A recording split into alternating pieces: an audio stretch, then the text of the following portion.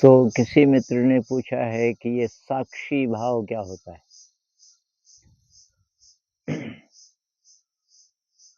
जैसे ध्यान में कहते हैं ना, ध्यान की इंस्ट्रक्शंस में कहते हैं कि साक्षी भाव से देखिए या महसूस कीजिए।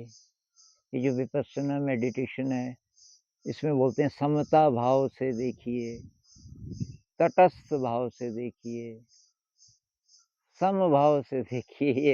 ये बहुत सारे शब्द हैं और सबका एक ही मतलब है कि ये जो ड्रामा चल रहा है, आप इसको ड्रामा की ही तरह देखिए, आप इसमें पार्टिसिपेट मत कीजिए। यानी कि अगर आप विचारों को देख रहे हैं, तो ट्रैफ़िक की तरह देखिए। सड़क के किनारे बैठे हैं और ये विचार चल रहे हैं। तो एक तो ये मत बोलिए कि मेरे विचार, वो विचार हैं बस। दूसरा, रिएक्ट मत कीजिए। रिएक्ट करने लगे तो तब तटस्थ नहीं रहे आप। 2 लोग बातचीत कर रहे हैं, आप सुन रहे हो तटस्थ होके। तो तटस्थ का मतलब है कि आप पार्टिसिपेट नहीं कर रहे हो, रिएक्ट भी नहीं कर रहे हो, ड्रामा की तरह। आप दोनों की बात सुन रहे हो जैसे हम फ़िल्म देखते हैं। तो जब हम साँस को महसूस करते हैं, तटस्थ भाव का मतलब होगा आप साँस को छेड़ नहीं रहे हो, आप नहीं ले रहे, साँस तो शरीर ले रहा है।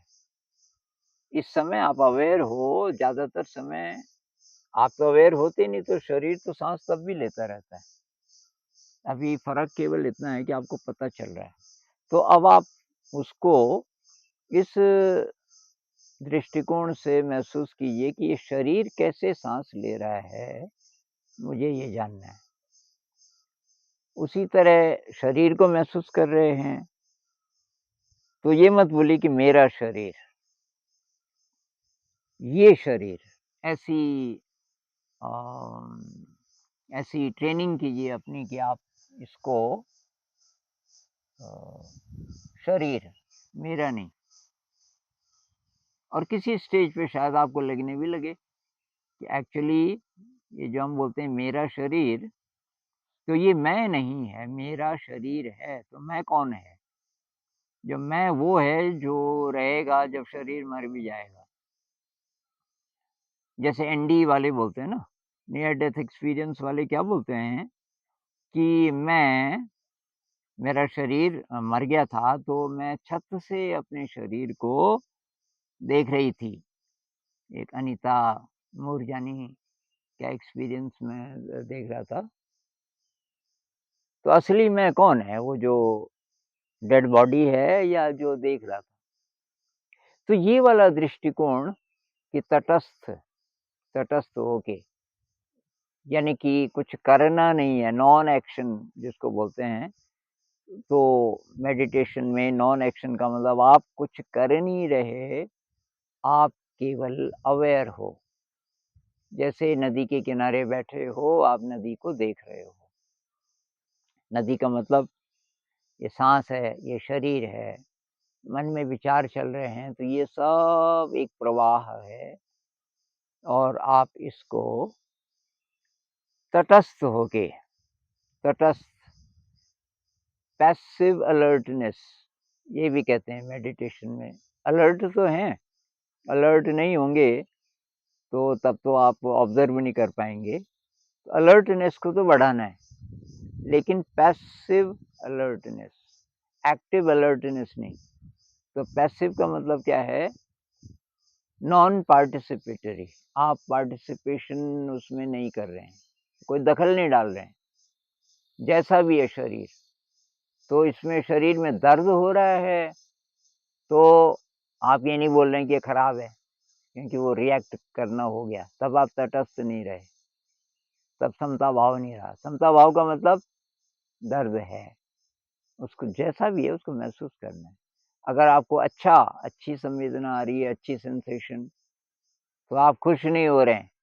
ऐसी इच्छा नहीं कर रहे हैं कि हाँ, ये ठीक है, ऐसा-ऐसा होना चाहिए ज़्यादा-ज़्यादा। नहीं, तटस्थ। जैसे हम सड़क पे देखते हैं, ट्रैफ़िक चल रहा है, तो अब एक गाड़ी गई, दूसरी गाड़ी गई, तो आपकी नहीं है वो गाड़ी, गाड़ियों के रंग अलग हैं। कोई ट्रक आ गया, कोई बाइसिकल आ गई, ड्रामा है एक तरह का। तो पेन और प्लेज़र को दोनों को हम तटस्थ होके देख सकें। ये तो ठीक है, लेकिन ये अब ध्यान ही ध्यान में ऐसा एटीट्यूड कहाँ से आएगा अगर लाइफ़ में नहीं है तो? हमें ज़िंदगी के प्रति ऐसा एटीट्यूड रखना पड़ेगा तब ध्यान में ज़्यादा प्रगति होगी। कहने का मतलब कोई ध्यान इसलिए कर रहा है कि बिज़नेस में मुझे शायद सफलता मिल जाए इससे, या कोई बिज़नेसमैन इसलिए भेज रहा है अपने वर्कर्स को कि भाई 10 दिन का ये मेडिटेशन करेंगे, तो इससे थोड़ा इनकी शक्ति बढ़ेगी, थोड़ा मोटिवेशन बढ़ेगा। तो ये तो तटस्थ नहीं हुआ ना। या आप इसलिए कर रहे हैं कि तब क्या पता परीक्षा पास हो जाए। नहीं, कोई एम नहीं, कोई एम नहीं है।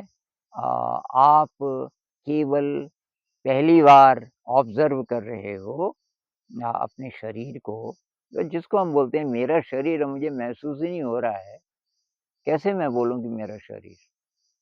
तो जिसको हम मेरा बोलते हैं भई उसको देखें तो सही पहले कैसा है? तो ध्यान में बस ये अप्रोच कि इसको हम देख रहे हैं, ये शरीर को, साँस को, विचारों को हम केवल देख रहे हैं। और ये जो देखने की इंटेंसिटी है तटस्थ होके, ये डिपेंड करेगी कि लाइफ़ में आपकी अप्रोच कैसी है। तो क्या आप ज़िंदगी को नाटक की तरह देख सकते हैं? मतलब आप भी उसमें तो एक्ट कर रहे हो, रियल लाइफ़ में आप ऑफ़िस जा रहे हो, आप पैसा कमा रहे हो वग़ैरह-वग़ैरह। क्या आप ये बोल सकते हो कि ये ऑफ़िस जा रहा है, मतलब आपका शरीर, मैं नहीं, ये ऐसा काम कर रहा है।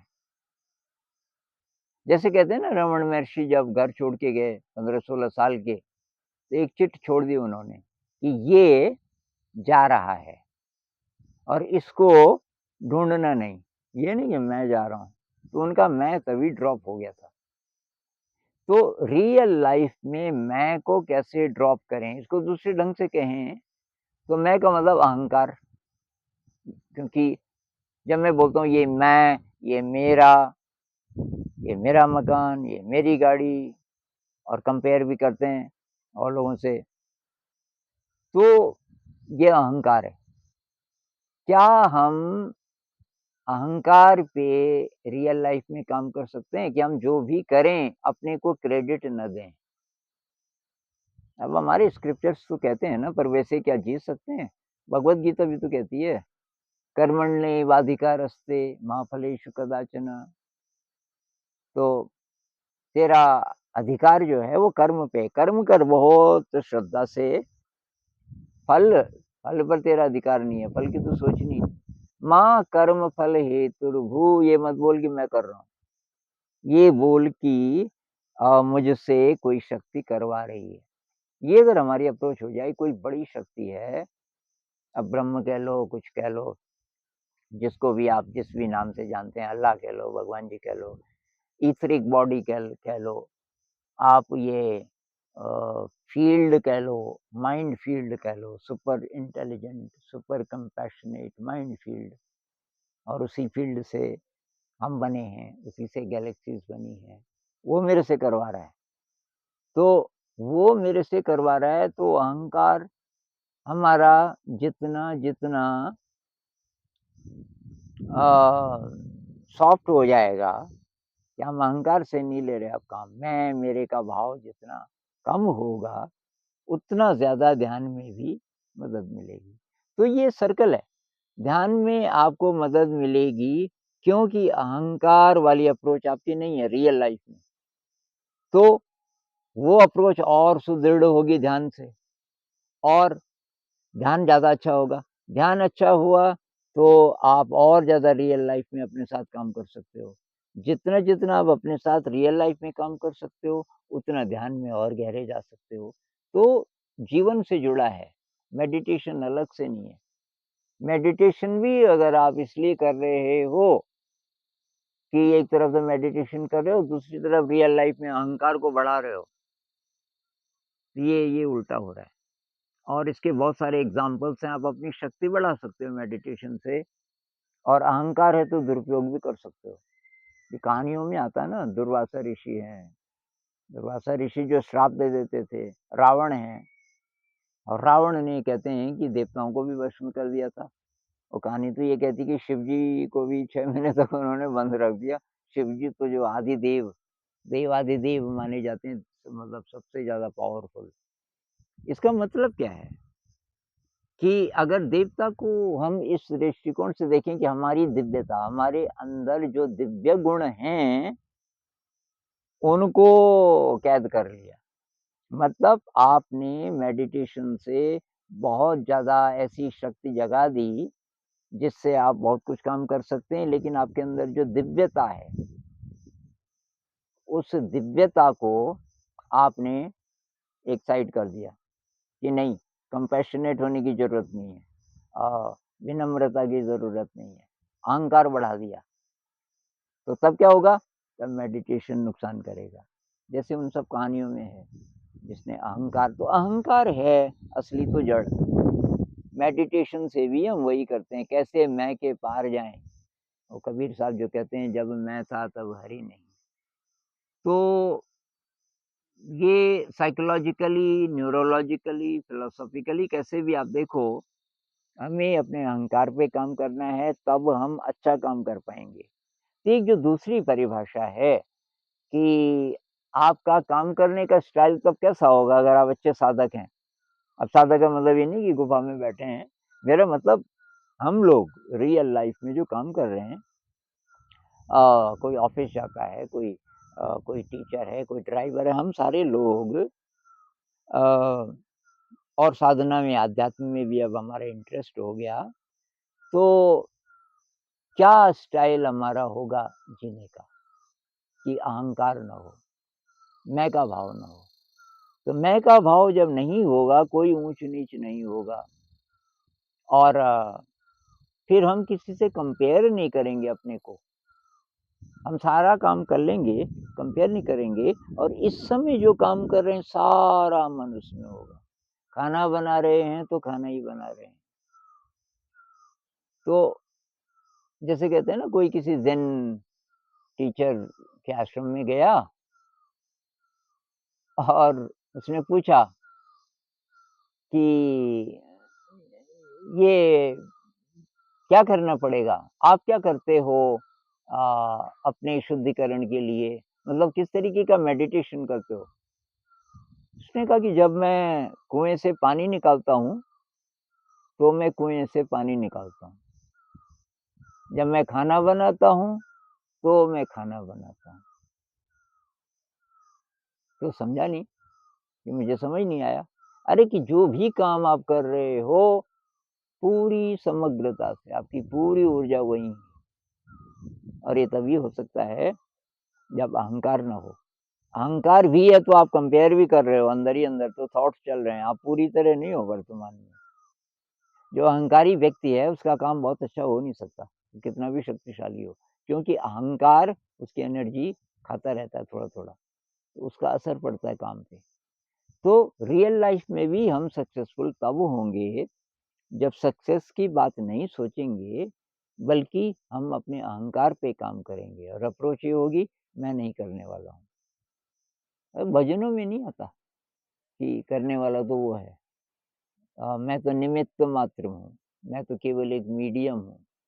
तो अगर आप सचमुच मीडियम बन जाएँ, तो तब आप जो भी करोगे, बहुत शानदार होगा। बेस्ट परफ़ॉर्मेंस होगी और आप उसका क्रेडिट अपने आप को नहीं दोगे।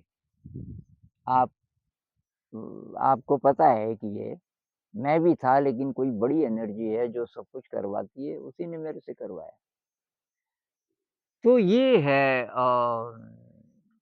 तटस्थ भाव जीवन में या मेडिटेशन में तब आएगा जब हम अपने अहंकार पे काम करेंगे।